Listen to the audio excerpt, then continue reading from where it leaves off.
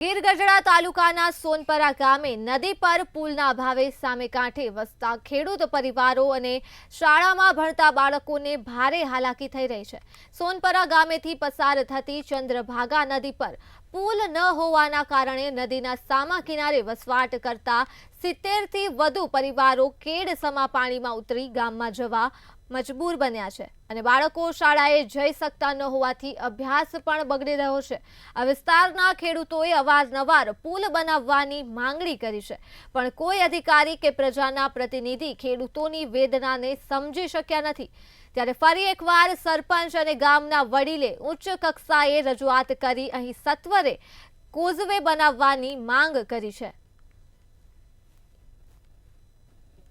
કે આ ચંદ્રભાગા નદી ઉપર પુલ બનાવવામાં આવે। આ નદીની અંદર આગળ ઓવરફ્લો ડેમ ભંગેશ્વર ડેમ ઓવરફ્લો થાય એટલે ત્યાં પાણી જોરદાર આવે છે અને પાણીના કારણે અમારા 70 જેટલા ખેડૂતો સામેની કાંઠે રહે છે, તેને ગામમાં અવર જવર કરતા તકલીફ પડે છે।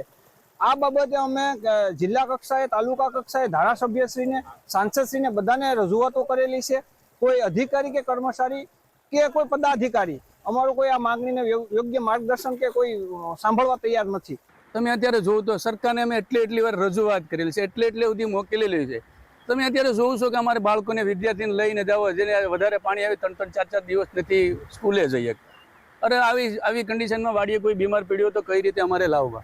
આ અમારી પરિસ્થિતિ તો જોવો તમે મીડિયા દ્વારા તમે એક વખત સરકારને રજૂઆત તો કરો કે આ લોકોની પરિસ્થિતિ કોઈ કાંઈ ધ્યાન નથી। અમારા ગામની અંદર કોઈ રસ્તાનો કોઈ કેટલી વખત રજૂઆત કરી છે, અમે તમને બતાવશું કે ક્યાં અધિકારીઓને અમારા દ્વારા કેટલી રજૂઆત કરેલી છે।